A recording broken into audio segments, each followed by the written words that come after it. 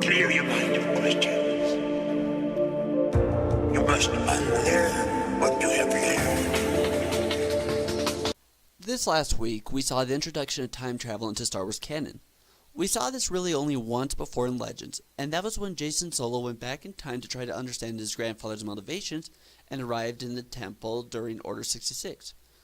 One of the coolest things about this was being able to hear all the different lines and voices in the background. They took audio clips from all the movies and put them in the Timeless Zone. That's what I'm calling it. You hear Rey from The Force Awakens, Kylo Ren in The Last Jedi. You hear Qui-Gon Jinn from The Phantom Menace. You can even hear Alec Guinness as Obi-Wan from A New Hope.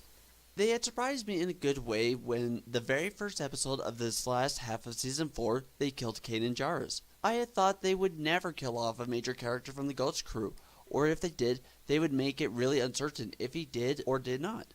Similar to Ahsoka in Season 2, but there was no way he survived that explosion.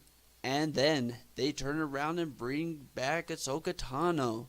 Do you guys realize that officially, now Vader has only killed one Jedi on screen, and that was Obi-Wan?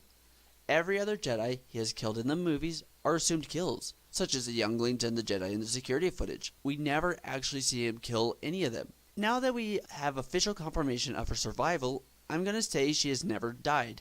That is the reason why we see her descending to the depths of Malachor at the end of Twilight of the Apprentice, the Season 2 finale. So I believe Ezra did pull her out beforehand from the original event and that she's never been dead.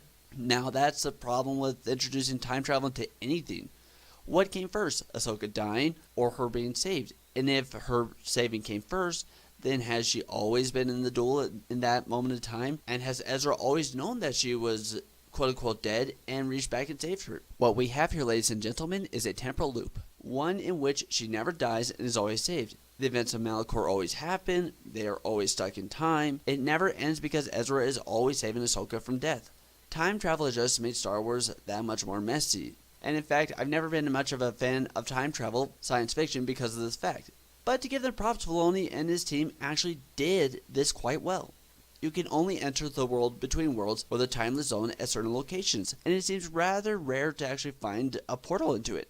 In order to access it, you have to have the Force. It seems it also has to be the light side as well. We see how Palpatine was unable to enter by himself. He was probably in the Sith Shrine underneath the Imperial Palace, but he needed Ahsoka or Ezra's help to be brought through. What's really interesting is how Ahsoka didn't end up that much later in the timeline, nor did she seem able to leave through any other portal.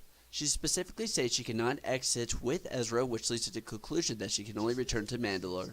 What this implies is that if Qui-Gon were to be saved from being killed by Darth Maul, he would probably end up back in the middle of the duel, right in the middle of Kenobi and Maul going at it. He couldn't be brought to a time state during the Clone Wars or during the time of the Empire, so we won't see an army of resurrected Jedi running around the galaxy anytime soon. So when it comes right down to it, I do not think we shall have a swarm of time travel stories, as some people seem to think. It is rare to do so, it's stuck at certain locations. I actually wonder if perhaps Jedi temples are actually built around the portals, such as the Lothal Temple and the Temple on Coruscant, since the Sith Shrine was underneath it and it seemed to have access to one. Also, only lightsiders can access them as well. With the Lothal Temple now destroyed, there's one less gateway in the galaxy to this timeless zone. Well, that's it for today, guys. What are your thoughts on the introduction of time travel to the Star Wars universe?